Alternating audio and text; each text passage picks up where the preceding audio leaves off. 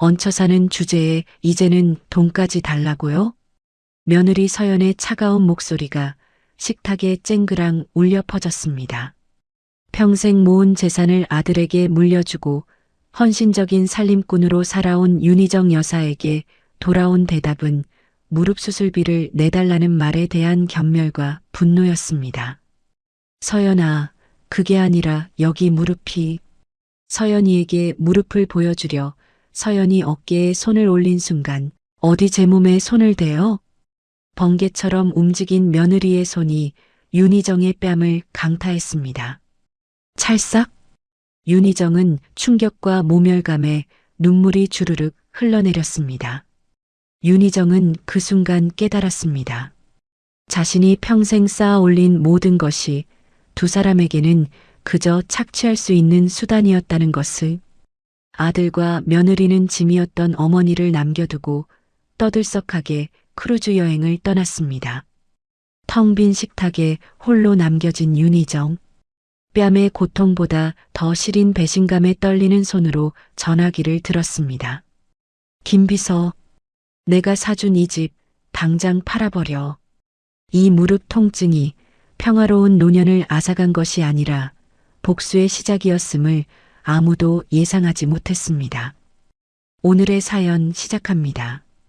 윤희정은 무릎을 감싸 안고 침대 끝에 앉아 있었습니다. 지난 몇 달 동안 심해진 통증이 밤잠을 설치게 만들었죠. 한때 큰 회사를 운영했던 그녀였지만 남편이 세상을 떠난 후 모든 것을 아들에게 물려주고 조용히 살림을 도맡아 왔습니다. 어머니, 저녁 드세요. 며느리 서연이 차가운 목소리로 말했습니다. 윤희정은 절뚝거리며 식탁으로 향했죠. 민준아, 서연아. 오늘 병원에서 검사 결과가 나왔단다. 윤희정이 숟가락을 들며 조심스럽게 말을 꺼냈습니다. 뭔데요? 민준이 밥을 씹으며 대답했습니다. 무릎 상태가 많이 안 좋아졌어. 의사 선생님이 수술을 빨리 해야 한다고 하시더구나. 수술요? 서연이 숟가락을 내려놓으며 날카롭게 물었습니다. 응, 인공관절 수술인데 비용이 좀 필요해서 말이야. 윤희정은 두 사람의 얼굴을 번갈아 보며 말했습니다. 무릎 통증 때문에 밤새 뒤척이던 자신을 생각하며 용기를 냈죠. 얼마나 드는데요? 민준이 인상을 찌푸리며 물었습니다. 수술비만 해도 상당하고 입원비까지 하면 꽤 될 것 같구나. 그동안 너희들한테 짐만 되었는데 미안하다. 하지만 이 상태로는 더 이상. 짐이라는 걸 이제 아세요? 서연이 차갑게 끼어들었습니다. 윤희정의 말이 끝나기도 전이었죠. 서연아, 그게 무슨 말이니? 윤희정이 당황하며 물었습니다. 얹혀 사는 주제에 이제는 돈까지 요구하시네요. 서연이 숟가락을 식탁 위에 던지며 말했습니다. 그 소리가 식당에 쨍쨍거렸죠. 서연아. 윤희정이 깜짝 놀라며 서연을 바라봤습니다. 뭐가 서연아예요? 그동안 공짜로 살게 해줬으면 됐지. 이제는 수술비까지 내달라고요? 서연이 벌떡 일어서며 소리쳤습니다. 그 목소리에 분노와 경멸이 섞여 있었죠. 서연아, 말이 너무 심하다. 윤희정이 떨리는 목소리로 말했습니다. 심해요? 진짜 심한 건 지금까지 무료 숙박에 무료 급식까지 제공한 우리예요. 그만해, 서연아. 민준이 아내의 팔을 잡으며 말했습니다. 하지만 그의 목소리에는 아내를 말리려는 의지가 보이지 않았죠. 왜 그만해요? 당신 어머니가 지금 뭘 하고 있는지 몰라요? 우리가 힘들게 벌어서 생활하는데 수술비를 내달라고 하잖아요. 서연이 민준의 손을 뿌리치며 소리쳤습니다. 애들아, 나는.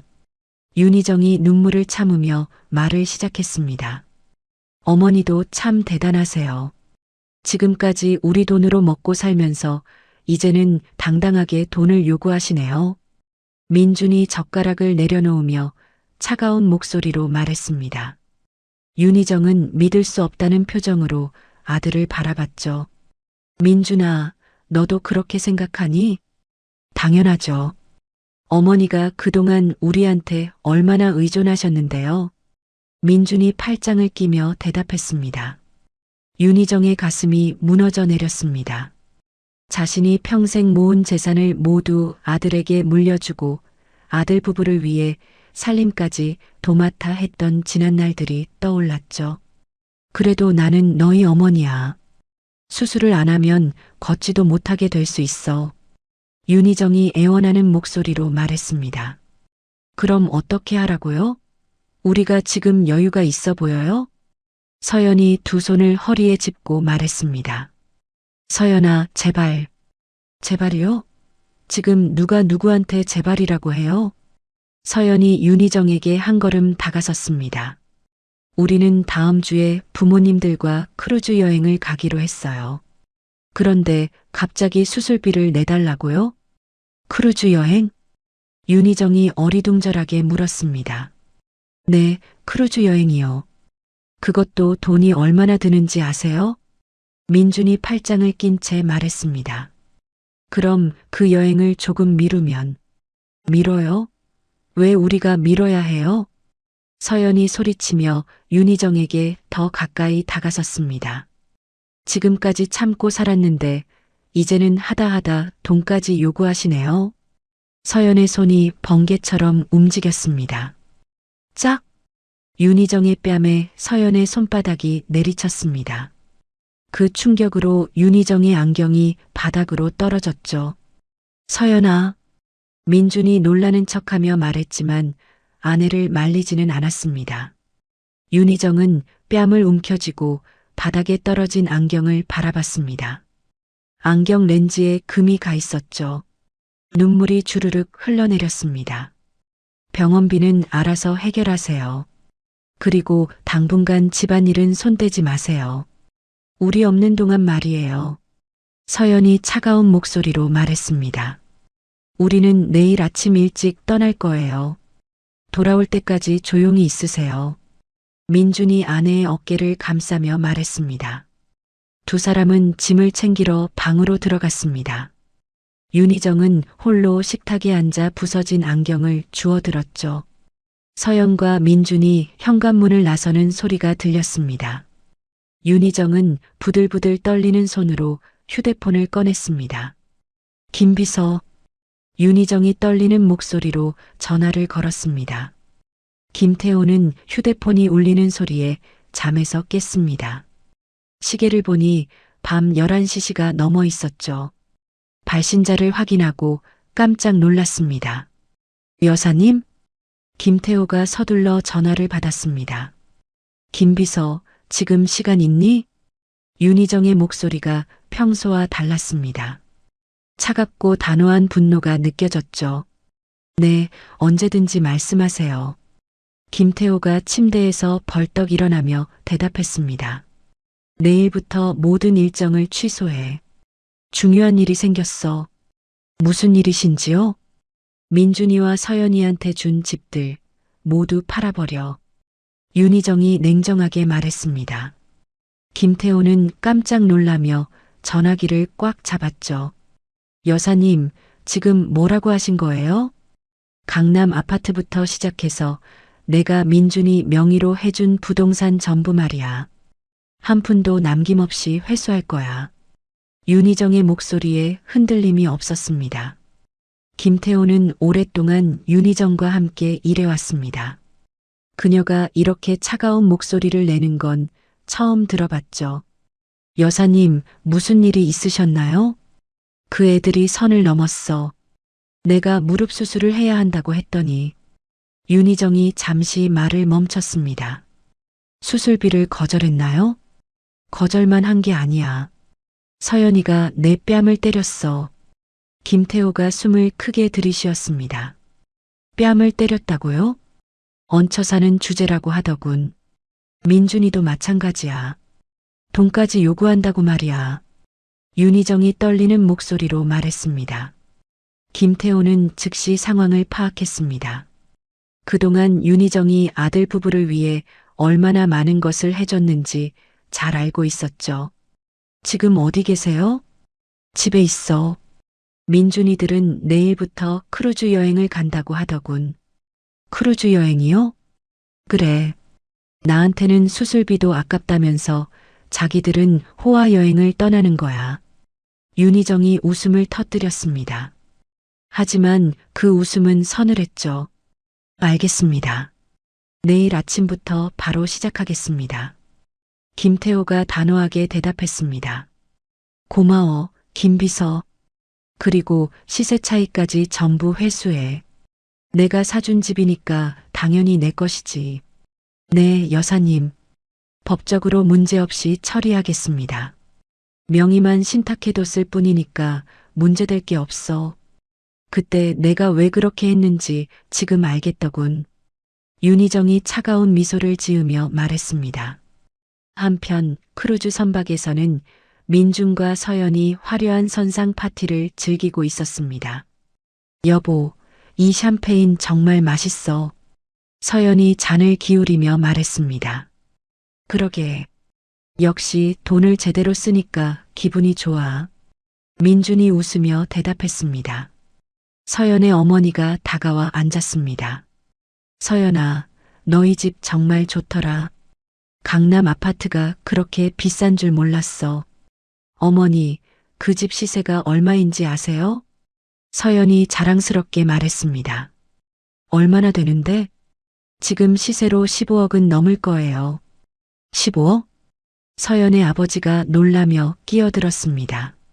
네, 처음에는 10억 정도였는데 지금은 많이 올랐어요. 민준이 어깨를 으쓱하며 말했습니다. 우리 사위가 대단해. 서연의 어머니가 흐뭇하게 웃었습니다. 시어머니가 사주신 거라고 했죠? 네, 그냥 사주신 게 아니라 명의도 저희 앞으로 해주셨어요. 서연이 우쭐해하며 대답했습니다. 정말 좋은 시어머니시네. 그런 분한테 수술비 정도는 당연히 드려야 하는 거 아니야? 서연의 아버지가 조심스럽게 말했습니다. 아버지, 그게 아니에요. 지금까지 우리가 시어머니를 얼마나 잘 모셨는데요. 서연이 짜증스럽게 대답했습니다. 그래도 우리도 여유가 있는 게 아니거든요. 이 여행비도 만만치 않아요. 민준이 아버지의 말을 자르며 말했습니다. 그 시각 윤희정은 김태호가 준비해준 고급 호텔 스위트룸에 짐을 옮기고 있었습니다. 여사님, 병실은 내일 아침에 준비됩니다. 김태호가 짐을 정리하며 말했습니다. 고마워. 수술 일정은 어떻게 돼? 이번 주 안에 가능하다고 합니다. 최고의 의료진으로 준비했어요. 좋아. 그럼 부동산 매각은? 내일부터 바로 시작하겠습니다.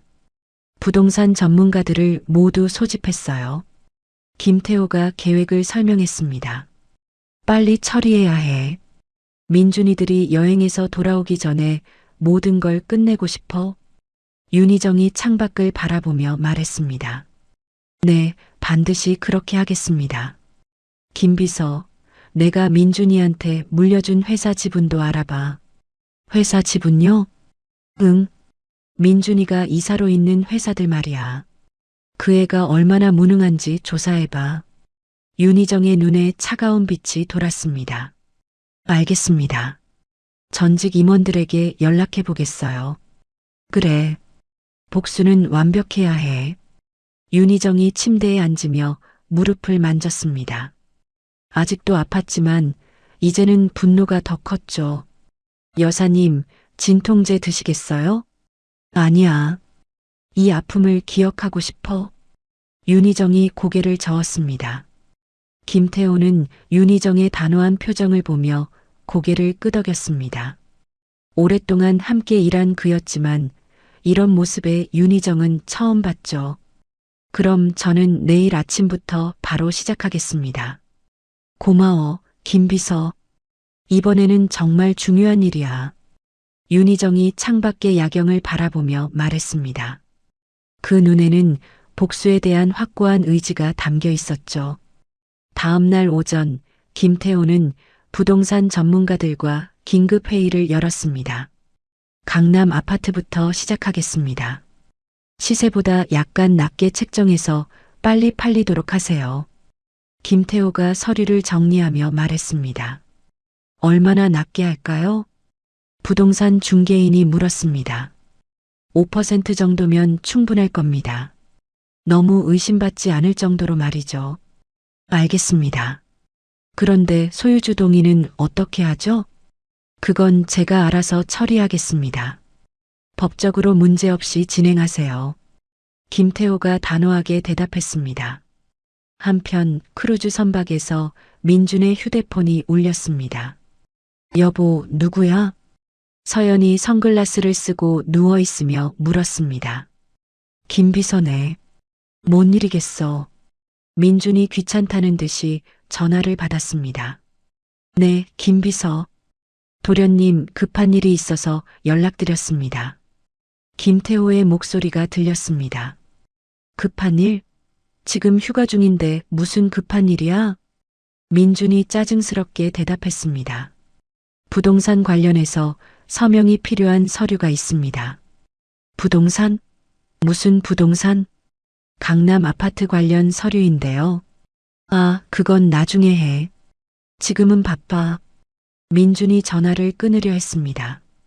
도련님, 정말 급합니다. 김비서, 어머니 일로 나한테 연락하지 마. 우리는 지금 휴가 중이야. 민준이 전화를 끊어버렸습니다. 서연이 옆에서 킬킬 웃었습니다. 시어머니가 뭐라고 했나 봐? 뻔하지 뭐. 수술비 달라고 김비서까지 시켜서 연락하는 거야. 정말 뻔뻔하시네. 우리가 여행 중인 걸 뻔히 알면서. 서연이 고개를 저으며 말했습니다. 그 시각 윤희정은 병원에서 수술을 받고 있었습니다. 마취에서 깨어난 그녀는 즉시 김태호를 불렀죠.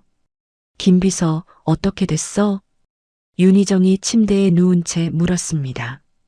부동산 매각은 순조롭게 진행되고 있습니다. 구매자도 나타났어요. 민준이는 뭐라고 하던? 전화를 받지 않습니다. 어머님 일로 연락하지 말라고 하더군요. 김태호가 씁쓸하게 웃으며 대답했습니다. 그럴 줄 알았어. 그럼 회사 쪽은 어떻게 돼? 자선재단 회계팀장에게 연락했습니다. 민준 도련님이 이사로 있는 회사들을 조사하고 있어요. 좋아. 빨리 진행해. 윤희정이 고개를 끄덕였습니다. 크루즈 선박의 최고급 레스토랑에서는 서연이 부모님과 함께 와인을 마시고 있었습니다. 서연아, 이 와인 정말 비싸 보인다. 서연의 어머니가 잔을 들어 올리며 말했습니다. 이 정도는 괜찮아요. 우리 형편에는 말이죠. 서연이 우쭐하게 대답했습니다. 그나저나 시어머니 수술은 어떻게 할 거야? 서연의 아버지가 조심스럽게 물었습니다. 그건 시어머니가 알아서 하시겠죠. 우리가 왜 신경 써야 해요? 서연이 와인을 한 모금 마시며 말했습니다. 그래도 가족인데. 아버지, 지금까지 우리가 얼마나 잘해드렸는데요. 이제는 당당하게 거절할 권리가 있어요. 서연이 말이 맞아. 너무 퍼주기만 하면 버릇이 나빠져. 서연의 어머니가 딸의 편을 들었습니다. 맞아요. 우리도 이렇게 돈 쓰는 거 쉬운 일이 아니거든요. 서연이 만족스럽게 웃으며 말했습니다. 그 순간 민준이 다가왔습니다. 뭘 그렇게 재미있게 이야기해? 시어머니 이야기했어. 우리가 잘 거절한 것 같다고. 서연이 남편의 팔을 잡으며 말했습니다. 당연하지. 우리도 바보가 아니야. 민준이 자랑스럽게 대답했습니다. 한편 김태호는 부동산 계약을 마무리하고 있었습니다. 계약금은 언제 들어오나요? 김태호가 중개인에게 물었습니다. 내일 아침에 들어올 예정입니다. 잔금은 다음 주에 처리하고요. 좋습니다. 민준 씨가 돌아오기 전에 모든 걸 끝내야 해요. 알겠습니다. 그런데 주택담보대출은 어떻게 하죠? 그것도 제가 처리하겠습니다. 계약금에서 바로 상환하도록 하세요. 김태호가 서류에 서명하며 말했습니다. 윤희정은 병실에서 과거를 떠올리고 있었습니다. 아들에게 재산을 물려줄 때 명의만 넘기고 실제 권리는 자신이 가지고 있도록 한 일 말이죠. 그때 내가 왜 그렇게 했는지 이제 알겠어. 윤희정이 혼자 중얼거렸습니다. 김태호가 병실로 들어왔습니다. 여사님, 계약이 거의 끝나갑니다. 수고했어, 김비서. 그런데 민준 도련님이 쇼핑몰에서 명품 가방을 사고 있다는 소식이 들어왔어요. 김태호가 조심스럽게 말했습니다. 명품 가방? 네, 장모님께 선물한다고 하더군요. 가격이 꽤 비싸다고 합니다. 윤희정이 차가운 미소를 지었습니다. 정말 대단하구나. 어머니 수술비는 아깝다면서 명품은 사는군. 어떻게 하시겠어요? 계획대로 진행해.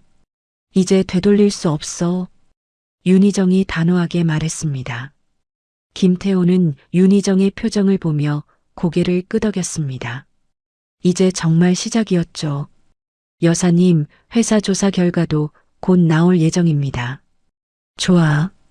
민준이가 회사에서 얼마나 무능했는지 정확히 알고 싶어. 네, 반드시 그렇게 하겠습니다. 김태호가 병실을 나서며 말했습니다. 윤희정은 창밖을 바라보며 무릎을 만졌습니다. 수술은 성공적이었지만 진짜 중요한 건 이제부터였죠. 크루즈 여행 5일째, 민준과 서연은 선박위 풀장에서 선탠을 즐기고 있었습니다. 여보, 이런 게 진짜 인생이지. 서연이 선글라스를 쓰고 의자에 누우며 말했습니다. 그러게. 집에 가면 또 어머니 잔소리 들어야 하는데. 민준이 칵테일을 마시며 대답했습니다. 수술은 어떻게 하실까? 알아서 하시겠지. 우리가 왜 신경 써? 민준이 어깨를 으쓱하며 말했습니다. 그 시각 한국에서는 김태호가 부동산 사무소에 앉아 있었습니다. 잔금이 모두 들어왔습니다. 중개인이 통장을 보여주며 말했습니다. 명의 이전도 완료됐고요. 수고하셨습니다. 김태호가 서류를 정리하며 말했습니다. 그런데 정말 괜찮은 건가요? 집주인이 해외에 있는데 법적으로 문제 없습니다. 모든 권한을 위임받았거든요. 김태호가 차분하게 대답했습니다. 김태호는 즉시 은행으로 향했습니다. 매각 대금을 윤희정의 해외 계좌로 이동시켜야 했죠. 이 금액을 3개 계좌로 나눠서 송금해 주세요. 김태호가 은행 직원에게 말했습니다. 해외 송금이시군요. 시간이 좀 걸릴 수 있습니다. 급하지 않아요. 정확하게만 해주세요. 한편 크루즈 선박에서는 서연의 부모가 딸에게 다가왔습니다. 서연아, 너 정말 운이 좋다. 서연의 어머니가 의자에 앉으며 말했습니다. 왜요? 시어머니가 그렇게 부자인 줄 몰랐어. 강남 아파트까지 사주시고. 그게 뭐 대단한가요? 당연한 거죠.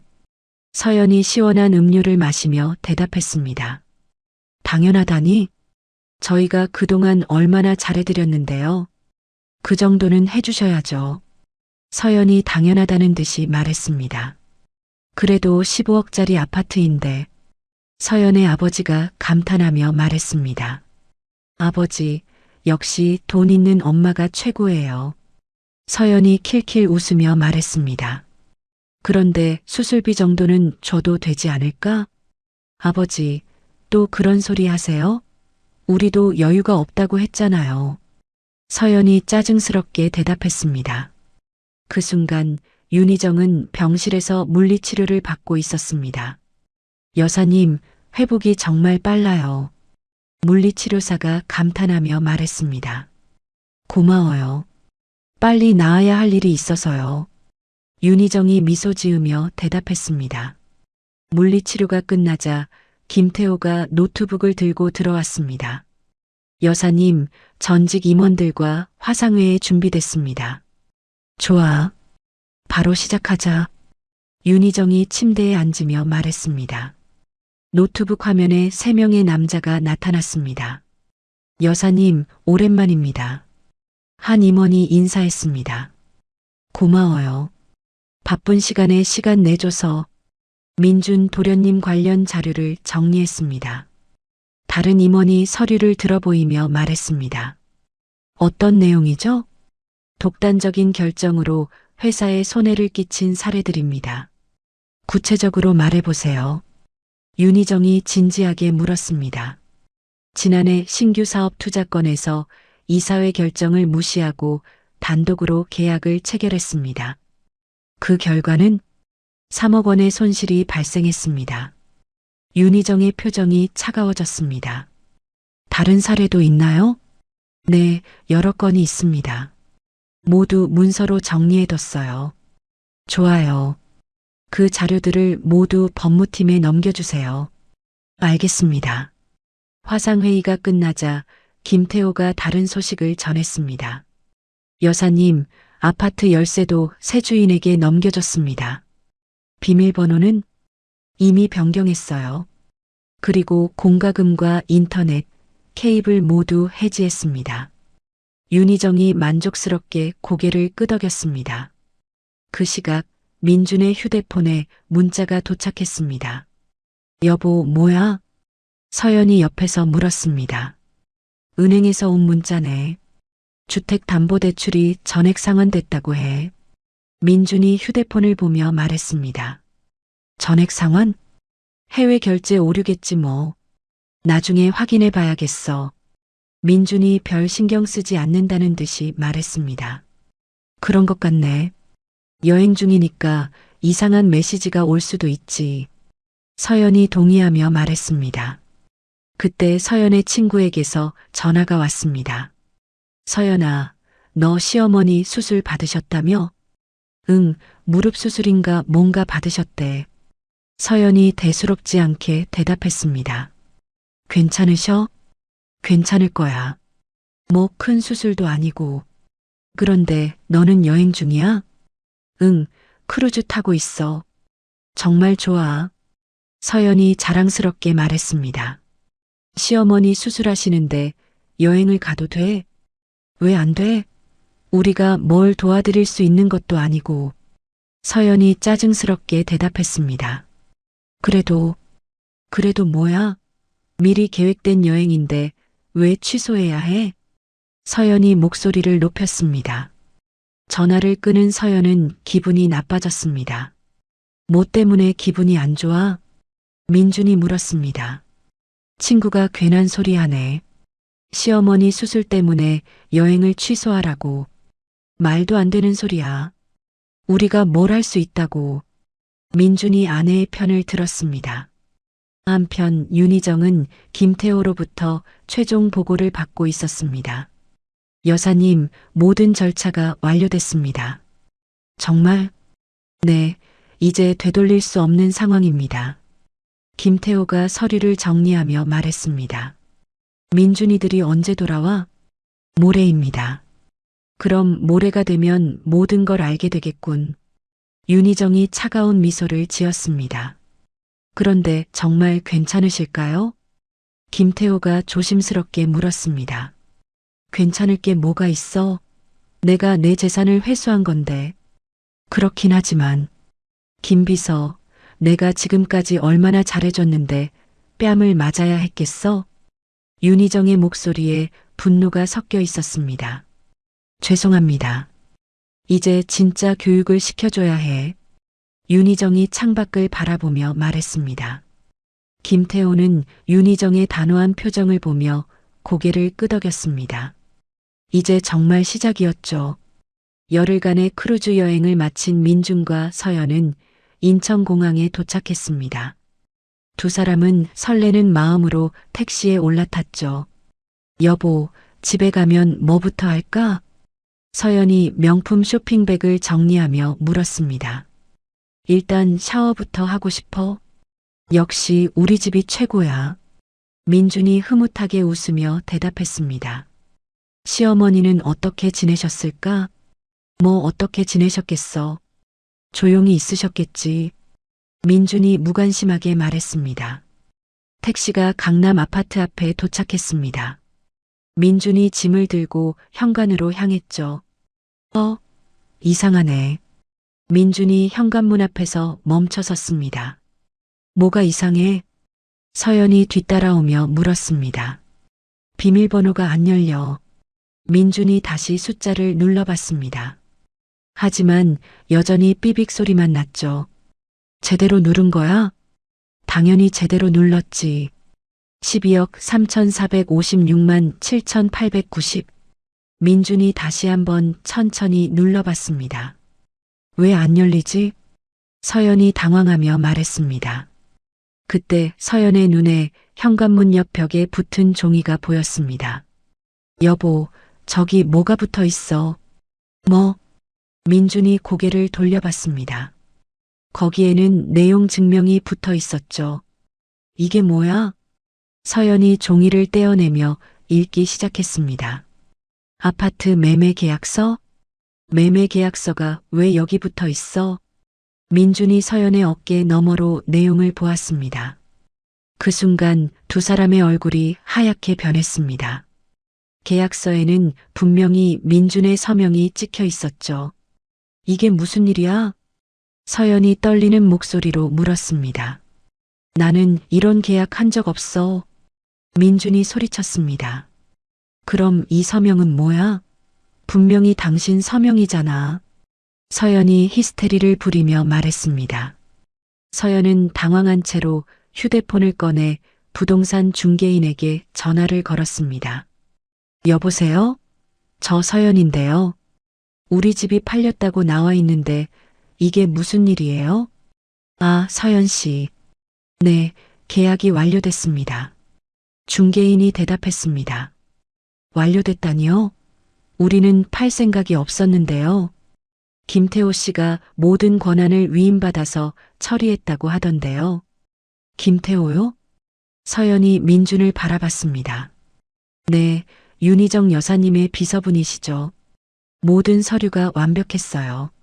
서연의 다리에 힘이 빠졌습니다. 그럼 우리 집이 정말 팔린 거예요? 네, 이미 새 주인분이 들어가셨어요. 전화를 끊은 서연은 민준을 노려봤습니다. 시어머니가 우리 집을 팔아버렸어. 그게 무슨 소리야? 김 비서가 처리했다고 하잖아. 시어머니 지시 없이 그런 일을 할 리 있어? 서연이 울음을 터뜨렸습니다. 민준은 휴대폰을 꺼내 문자함을 뒤져봤습니다. 여보, 이거 봐. 민준이 휴대폰 화면을 서연에게 보여줬습니다. 주택담보대출 전액 상환 완료. 이게 오류가 아니었어. 그럼 정말로. 서연이 말을 잇지 못했습니다. 어머니가 우리에게 복수하고 있는 거야. 민준이 창백한 얼굴로 말했습니다. 그럼 우리는 어떻게 해? 갈 곳이 없잖아. 서연이 울면서 소리쳤습니다. 일단 친정집으로 가자. 민준이 택시를 다시 불렀습니다. 서연의 친정집에 도착한 두 사람은 장인과 장모에게 상황을 설명해야 했습니다. 뭐라고? 집이 팔렸다고? 서연의 아버지가 놀라며 물었습니다. 네, 시어머니가 김 비서를 시켜서 팔아버렸어요. 서연이 울먹이며 대답했습니다. 그럼 너희는 지금 집이 없다는 말이야? 서연의 어머니가 경악하며 물었습니다. 네. 갑자기 이런 일이 벌어졌어요. 민준이 고개를 숙이며 말했습니다. 이런 말이 어디 있어. 15억짜리 집을 그냥 팔아버리다니. 서연의 아버지가 화를 내며 말했습니다. 그러게요. 우리가 뭘 잘못했다고 이런 일을. 서연이 눈물을 닦으며 말했습니다. 잘못한 게 없다고? 시어머니 수술비도 안 주고 여행을 갔잖아. 서연의 어머니가 딸을 나무라며 말했습니다. 어머니까지 그런 말씀을 하세요? 서연이 서러워하며 대답했습니다. 민주는 윤희정에게 전화를 걸어봤습니다. 하지만 신호음조차 들리지 않았죠. 어머니 전화가 안 받아져. 번호가 차단된 것 같아. 민준이 절망적인 목소리로 말했습니다. 서연은 자신의 비상금 통장을 확인해 봤습니다. 여보, 큰일 났어. 이번엔 뭐야? 내 비상금 통장도 잔고가 없어. 서연이 휴대폰을 보여주며 말했습니다. 그게 무슨 말이야? 정말로 잔고가 바닥났어. 5천만 원이 있었는데. 서연이 히스테리를 부렸습니다. 민준도 급히 자신의 투자 계좌를 확인해 봤습니다. 내 계좌들도 모두 사용 중지됐어. 사용 중지? 응, 법적 문제로 거래가 정지됐다고 나와 있어. 민준이 휴대폰을 던져버렸습니다. 서연의 부모는 딸과 사위의 상황을 듣고 점점 불안해졌습니다. 그럼 너희는 지금 정말 무일푼이라는 말이야? 서연의 아버지가 떨리는 목소리로 물었습니다. 그런 것 같아요. 민준이 힘없이 대답했습니다. 어떻게 이런 일이 하루아침에 벌어질 수 있어? 서연의 어머니가 한숨을 쉬며 말했습니다. 시어머니가 모든 걸 계획했던 거예요. 우리가 여행 간 사이에 말이에요. 서연이 분노하며 말했습니다. 그래도 가족인데 이렇게까지 할 수 있어? 서연의 아버지가 믿을 수 없다는 표정으로 말했습니다. 뺨을 때린 게 그렇게 큰 잘못이었나 봐요. 서연이 후회하는 목소리로 말했습니다. 뺨을 때렸다고? 너 시어머니 뺨을 때렸어? 서연의 어머니가 깜짝 놀라며 물었습니다. 그때는 너무 화가 났어요. 돈을 달라고 하니까. 이런 바보 같은 년이 그런 중요한 걸 왜 말 안 했어? 서연의 어머니가 딸의 머리를 때리며 소리쳤습니다. 아파요. 아프긴. 15억짜리 집이 날아갔는데 아픈 게 어디 있어. 분위기가 험악해지자 민준이 나섰습니다. 죄송합니다. 저희가 잘못 생각했어요. 잘못 생각한 정도가 아니야. 완전히 망쳐놨잖아. 서연의 아버지가 화를 내며 말했습니다. 서연은 소파에 주저앉아 울기 시작했습니다. 민준도 옆에 앉아 머리를 감쌌죠. 이제 어떻게 하지? 서연이 울면서 말했습니다. 일단 어머니를 찾아야 해. 민준이 어둠에 찬 목소리로 대답했습니다. 하지만 두 사람 모두 어디서부터 시작해야 할지 막막했습니다. 그들의 세상이 하루아침에 무너져 내린 것이었죠. 다음 날 아침 서연의 부모는 딸과 사위를 차갑게 바라봤습니다. 어젯밤에 생각해봤는데 말이야. 서연의 아버지가 딱딱한 목소리로 말을 꺼냈습니다. 뭘 생각해 보셨는데요? 민준이 조심스럽게 물었습니다. 너희가 여기 있으면 우리까지 피해를 볼 것 같아서 말이야. 아버지, 그게 무슨 말씀이세요? 서연이 당황하며 물었습니다. 15억짜리 집을 날려먹은 사람들이 우리 집에 있으면 주변에서 뭐라고 하겠어? 서연의 어머니가 차가운 눈빛으로 말했습니다. 어머니까지 그런 말씀을 하세요? 서연이 울먹이며 대답했습니다. 그런 말이 아니라 현실적인 문제야. 너희가 언제까지 여기 있을 건데? 저희도 빨리 해결하려고 해요. 일단 회사에 가봐야겠어요. 민준이 서둘러 말했습니다. 회사에서 해결책이 나올까? 서연의 아버지가 의심스럽게 물었습니다. 일단 가봐야죠. 제가 이사니까 뭔가 방법이 있을 거예요. 민준이 희망적인 목소리로 말했습니다. 민준은 급히 회사로 향했습니다. 하지만 회사 입구에서 경비원이 그를 막아섰죠. 죄송합니다만 들어가실 수 없습니다. 경비원이 정중하지만 단호하게 말했습니다. 뭐라고요? 저 이 회사 이사예요. 민준이 깜짝 놀라며 소리쳤습니다. 죄송합니다. 출입 금지 명단에 올라가 계셔서요. 출입 금지 명단이요? 민준이 믿을 수 없다는 표정으로 물었습니다. 그때 HR 팀장이 나타났습니다. 민준 씨, 여기 계셨군요. 팀장님, 이게 무슨 일이에요? 저보고 출입 금지라고 하는데요. 민준이 당황하며 물었습니다. 이걸 전해드리려고 했는데 잘 됐네요. HR 팀장이 봉투를 꺼내며 말했습니다. 뭔데요? 해임 통지서입니다. 민준의 얼굴이 하얗게 변했습니다. 해임 통지서라고요? 네, 어제 긴급 이사회에서 결정됐어요. 무슨 이유로요? 경영 실책과 비협조적 태도를 이유로 해서요. HR 팀장이 차분하게 설명했습니다. 경영 실책이요? 제가 뭘 잘못했다는 거예요? 민준이 목소리를 높였습니다. 지난해 신규 사업 투자 건 기억하시죠? 이사회 결정을 무시하고 단독으로 계약 체결하신 일 말이에요. 그로 인해 회사가 3억 원의 손실을 봤어요. 다른 사례들도 많고요.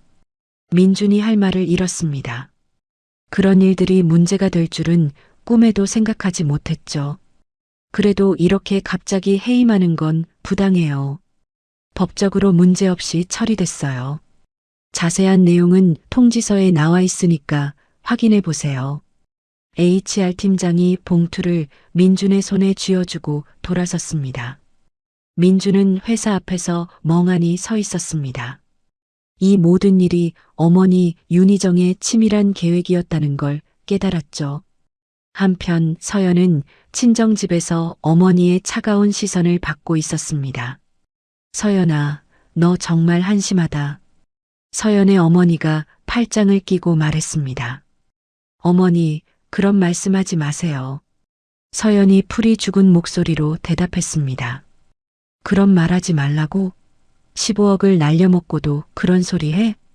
저도 이런 일이 벌어질 줄 몰랐어요. 몰랐다고?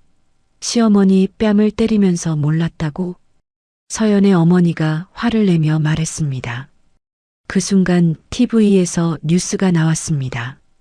중견 기업 이응이응그룹 민준이사 경영 비리 혐의로 해임. 서연과 어머니가 동시에 TV를 바라봤습니다. 이번에는 뭐야? 서연이 떨리는 목소리로 물었습니다. 윤민준 씨는 지난해부터 이사회 결정을 무시하고 독단적인 경영을 해온 것으로 알려졌습니다. 뉴스 앵커가 차분한 목소리로 말했습니다. 또한 어머니에게 폭언과 폭행을 가해 사회적 비난을 받고 있습니다. 폭행이라고? 서연의 어머니가 깜짝 놀라며 딸을 바라봤습니다. 어머니, 저는 너 뉴스에 나왔어. 시어머니를 때린 며느리로. 서연의 어머니가 소리쳤습니다. 저희 이름이 안 나왔잖아요. 이름이 안 나왔다고? 주변에서 다 알 거야. 서연이 소파에 주저앉았습니다. 이제 정말 갈 곳이 없어 보였죠. 그때 민준이 집으로 돌아왔습니다. 여보, 어떻게 됐어? 서연이 간절한 목소리로 물었습니다. 해임됐어. 민준이 힘없이 대답했습니다. 해임이라고? 응, 회사에 들어가지도 못했어. 민준이 소파에 털썩 앉았습니다. 그럼 이제 정말 끝이야? 서연이 울음을 터뜨렸습니다. 다 너 때문이야. 민준이 갑자기 서연을 향해 소리쳤습니다. 내 때문이라고? 네가 어머니 뺨을 때리지 않았으면 이런 일 없었을 거야. 나 혼자 때린 줄 알아? 당신도 옆에서 보고만 있었잖아. 서연도 지지 않고 소리쳤습니다. 나는 때리지 않았어. 때리지 않았다고? 말리지도 않고 구경만 했으면서. 두 사람이 서로 목소리를 높이자 서연의 부모가 나타났습니다. 조용히 하라. 이웃에서 다 들려. 서연의 아버지가 화를 내며 말했습니다. 아버지, 저희가 이제 됐어. 너희 나가. 뭐라고요? 서연이 믿을 수 없다는 표정으로 물었습니다. 당장 나가라고. 우리까지 망하려고 하니? 서연의 어머니가 손가락으로 현관을 가리켰습니다. 어머니, 그래도 저 딸인데요. 딸이면 뭐해? 집안을 이렇게 망쳐놓고. 저희가 갈 곳이 없어요. 민준이 애원하는 목소리로 말했습니다. 그건 너희 문제야. 우리는 상관없어. 서연의 아버지가 냉정하게 대답했습니다. 그 순간 윤희정은 고급 호텔 스위트룸에서 김태호의 보고를 듣고 있었습니다. 여사님, 모든 계획이 성공적으로 진행되고 있습니다. 김태호가 만족스럽게 말했습니다. 민준이 반응은 어때? 완전히 당황하고 있습니다. 회사에서도 쫓겨났고요. 언론 반응은 페류나로 낙인 찍혔습니다. 사회적으로 매장된 상태예요. 윤희정이 차가운 미소를 지었습니다. 잘했어, 김 비서. 다음 단계는 어떻게 하시겠어요? 조금 더 기다려보자. 아직 끝나지 않았어. 윤희정이 창밖을 바라보며 말했습니다. 한편 민주는 필사적으로 어머니를 찾아 나섰습니다. 김태호에게 전화를 걸어봤지만 연결되지 않았죠. 혹시 윤희정 여사님이 입원하신 병실이 어디인지 알 수 있을까요? 민준이 병원 접수처에서 물었습니다. 죄송합니다. 개인정보라 알려드릴 수 없어요. 제가 아들입니다. 그래도 본인 동의 없이는 안 돼요. 민주는 병원 곳곳을 헤매며 어머니를 찾았지만 허사였습니다. 윤희정은 이미 다른 곳으로 떠난 후였죠. 어머니, 민준이 병원 복도에서 무력하게 중얼거렸습니다. 이제 그에게는 정말 아무것도 남지 않았습니다. 며칠간 윤희정을 찾아 헤맨 민준과 서연은 마침내 그녀의 소재를 파악했습니다. 도심 외곽의 초호화 컨퍼런스 홀에서 투자회사 설립 행사가 열린다는 소식을 들었죠. 여보, 정말 시어머니가 거기 계실까? 서연이 불안한 목소리로 물었습니다. 틀림없어. 김 비서가 준비한 행사라고 하더라. 민준이 택시 창밖을 바라보며 대답했습니다. 두 사람은 지난 며칠간 고시원에서 연명하고 있었습니다. 서연의 부모에게 쫓겨난 후 갈 곳이 없었거든요. 우리가 정말 용서받을 수 있을까? 서연이 걱정스럽게 물었습니다. 무릎을 꿇고라도 빌어야 해. 다른 방법이 없어. 민준이 주먹을 꽉 쥐며 말했습니다. 컨퍼런스 홀에 도착한 두 사람은 그 규모에 압도당했습니다. 수십 대의 고급 차량이 주차되어 있었고 정장 차림의 사람들이 드나들고 있었죠. 어머니가 이런 큰 행사를 여시다니. 민준이 믿을 수 없다는 표정으로 중얼거렸습니다. 입장하시겠어요? 입구의 직원이 정중하게 물었습니다. 저희는 윤희정 여사님과 아는 사이예요. 서연이 조심스럽게 말했습니다. 죄송하지만 초대장이 있으셔야 해요. 초대장요? 저 윤희정 여사님 아들인데요. 민준이 당황하며 말했습니다. 그래도 초대장 없이는 안 돼요. 직원이 단호하게 대답했습니다. 그때 경비원 2명이 다가왔습니다. 무슨 문제라도 있나요? 경비원이 물었습니다. 저희는 꼭 들어가야 해요. 서연이 간절하게 말했습니다. 규정이니까 양해해 주세요. 경비원이 정중하지만 냉정하게 대답했습니다. 민준과 서연은 옆문으로 돌아가 틈을 노렸습니다. 직원들이 잠시 자리를 비운 사이 몰래 안으로 들어갔죠. 홀 안은 화려한 조명과 꽃장식으로 꾸며져 있었습니다. 수백 명의 사람들이 샴페인을 들고 담소를 나누고 있었죠. 어머니가 어디 계실까? 민준이 두리번거리며 말했습니다. 그때 무대 위에 윤희정이 나타났습니다. 그녀는 우아한 정장을 입고 있었고 무릎 수술을 받았다고는 믿을 수 없을 정도로 건강해 보였죠. 존경하는 내외 여러분, 오늘 이 자리에 와주셔서 감사합니다. 윤희정이 마이크를 잡고 인사했습니다. 새로운 투자회사 희망 인베스트먼트의 출범을 함께 축하해 주시니 영광입니다. 박수가 터져 나왔습니다. 윤희정은 당당하고 위엄 있는 모습이었죠. 어머니, 민준이 넋을 잃고 바라봤습니다. 정말 완전히 달라지셨어. 서연이 떨리는 목소리로 말했습니다. 두 사람은 무대 앞으로 다가가려 했지만 경비원들이 막아섰습니다. 죄송합니다. 여기는 올 수 없어요. 저기 계신 분이 제 어머니예요. 민준이 소리쳤습니다. 그 소리에 주변 사람들이 돌아봤습니다. 윤희정도 무대에서 아래를 내려다봤죠. 어머니, 어머니. 서연이 울면서 소리쳤습니다. 제발 한 번만 기회를 주세요. 민준도 큰 소리로 외쳤습니다. 홀 안이 술렁거리기 시작했습니다. 윤희정은 잠시 마이크를 내려놓고 김태호에게 무언가 지시했죠. 일단 그분들을 앞으로 모셔. 윤희정이 차가운 목소리로 말했습니다. 경비원들이 민준과 서연을 무대 앞으로 데려왔습니다. 두 사람은 모든 사람들이 지켜보는 앞에서 서 있었죠. 어머니, 정말 죄송해요. 민준이 눈물을 흘리며 말했습니다. 시어머니, 용서해 주세요. 서연도 울면서 애원했습니다.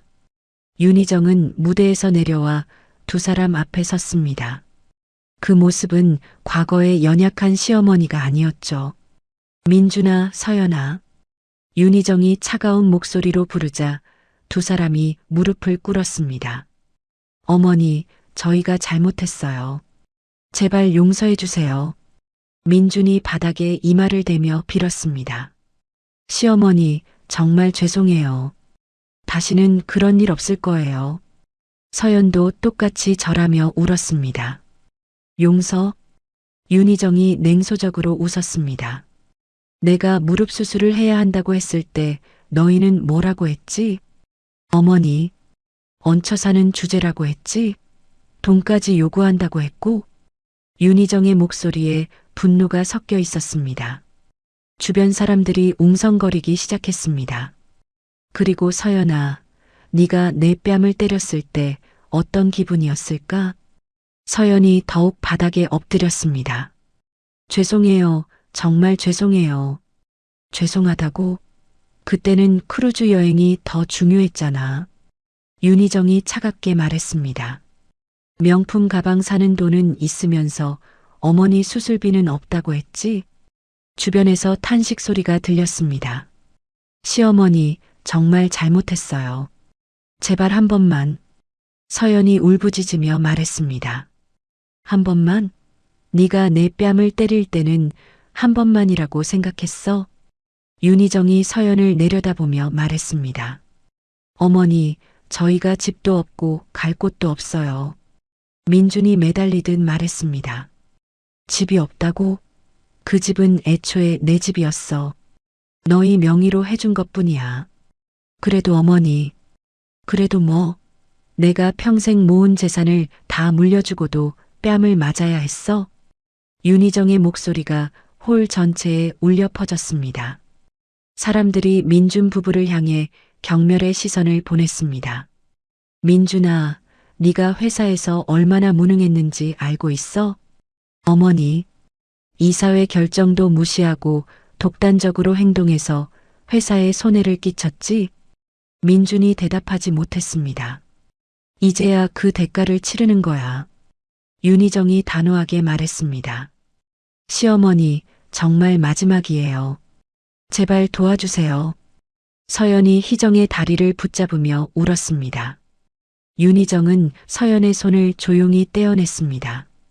서연아, 마지막으로 말해주마. 네, 시어머니. 밑바닥부터 다시 시작할 기회는 주겠어. 하지만 내 도움은 절대 바라지 마. 서연이 절망적인 표정을 지었습니다.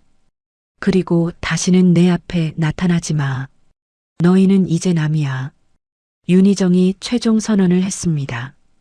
어머니, 그래도 저는 아들인데요. 민준이 마지막으로 매달렸습니다.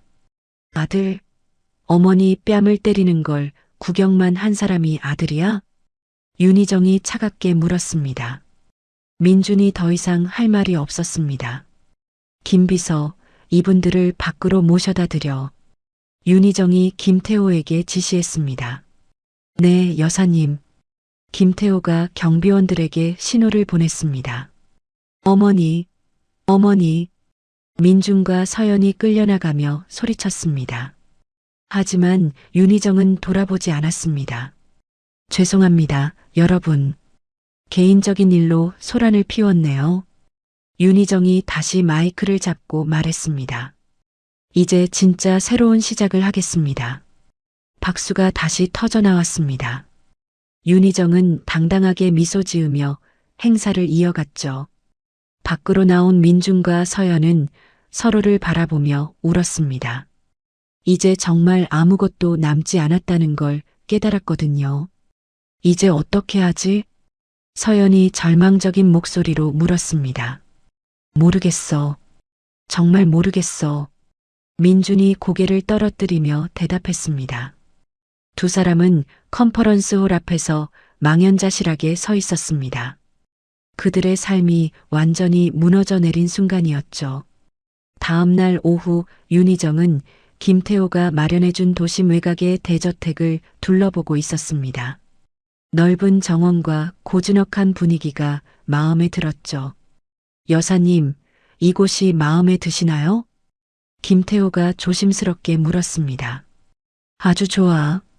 새로운 시작에 딱 맞는 곳이네. 윤희정이 만족스럽게 웃으며 대답했습니다.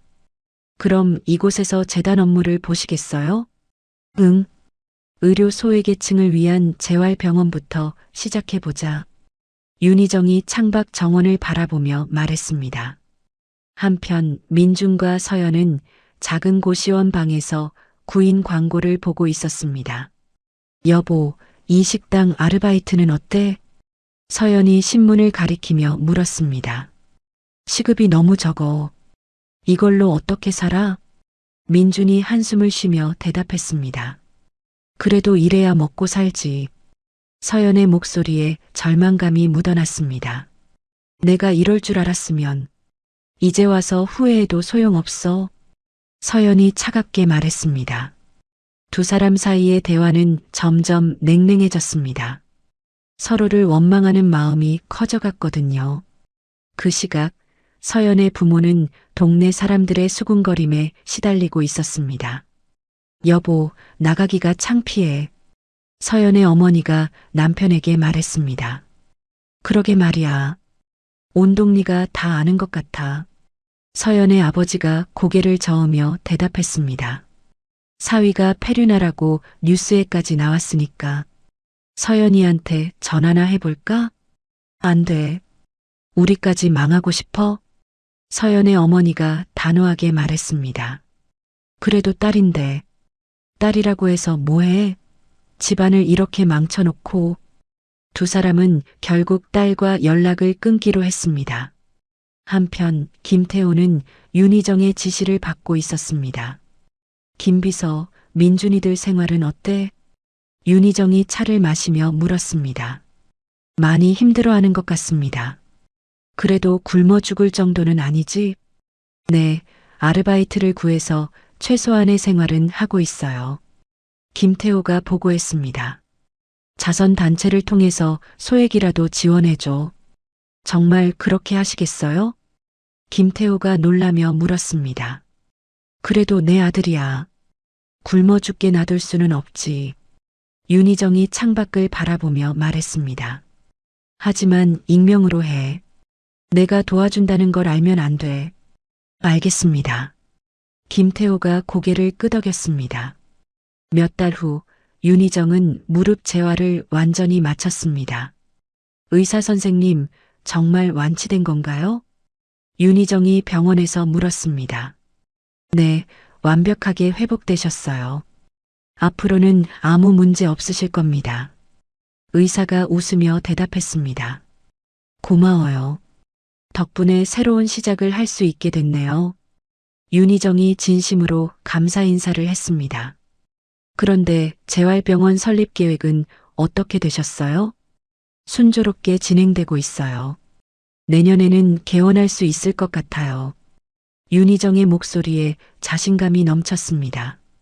한편 민준과 서연은 각각 다른 곳에서 일하고 있었습니다. 민준은 작은 회사에서 말단 직원으로, 서연은 카페에서 아르바이트를 했죠. 정말 힘들다. 민준이 퇴근길에 혼자 중얼거렸습니다. 어머니한테 그렇게 했으니까 당연한 거야. 하지만 이제 와서 후회해도 늦었습니다. 서연도 마찬가지였습니다. 시어머니 뺨을 때린 게 이렇게 큰일이 될 줄이야. 서연이 카페에서 설거지를 하며 후회했습니다. 두 사람은 집에서도 서로에게 차가웠습니다. 과거의 사랑은 찾아볼 수 없었죠. 여보, 저녁 뭐 먹을까? 서연이 무기력하게 물었습니다. 편의점에서 라면 사와. 민준이 TV를 보며 대답했습니다. 항상 라면만 먹을 수는 없잖아. 그럼 뭘 먹자고? 돈이 있어야 다른 걸 먹지. 민준이 짜증스럽게 말했습니다. 두 사람의 관계는 점점 악화됐습니다. 반면 김태호는 윤희정의 오른팔로서 바쁜 나날을 보내고 있었습니다. 여사님, 재단 사업이 언론에서 큰 관심을 보이고 있어요. 김태호가 신문을 보여주며 말했습니다. 좋은 소식이네. 더 많은 사람들을 도울 수 있겠어. 윤희정이 기쁘게 대답했습니다. 여사님의 변화가 정말 놀라워요. 변화라고? 원래 내 모습을 찾은 것뿐이야. 윤희정이 미소 지으며 말했습니다. 예전에는 너무 베풀기만 하셨죠. 그게 잘못이었어. 사랑만으로는 사람이 변하지 않더군. 윤희정이 깊이 있게 말했습니다. 1년 후 윤희정이 설립한 재활병원의 개원식 날이 왔습니다. 존경하는 내외 여러분, 오늘 이 뜻깊은 자리에 함께해 주셔서 감사합니다. 윤희정이 연단에서 축사를 시작했습니다. 이 병원은 의료 혜택을 받기 어려운 분들을 위한 곳입니다. 박수가 터져 나왔습니다. 과거의 아픈 경험이 오늘의 선한 영향력이 되었습니다. 윤희정의 목소리는 확신에 차 있었습니다. 앞으로도 더 많은 분들에게 희망을 드리겠습니다. 청중들이 감동하며 박수를 보냈습니다. 축사를 마친 윤희정은 연단에서 멀리 바라봤습니다. 어딘가에 있을 민준과 서연을 생각했지만 그 마음에는 더 이상 분노나 연민이 없었습니다. 여사님, 정말 훌륭한 축사였어요. 김태호가 다가와 말했습니다. 고마워, 김비서. 이제 진짜 새로운 길을 걸어가는 거야. 윤희정이 앞만 바라보며 말했습니다. 그 모습은 과거의 연약한 시어머니가 아니었습니다. 강철 같은 의지를 가진 진정한 리더였죠. 앞으로 할 일이 많네요. 그렇지. 하지만 이제는 확신이 있어. 윤희정이 단호하게 대답했습니다.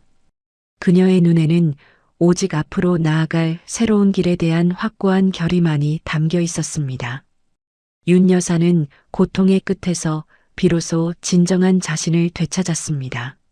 무릎 수술을 마치고 새로운 투자회사를 설립한 그녀는 의료 소외계층을 돕는 재활병원 개원이라는 새로운 희망을 향해 나아갔습니다.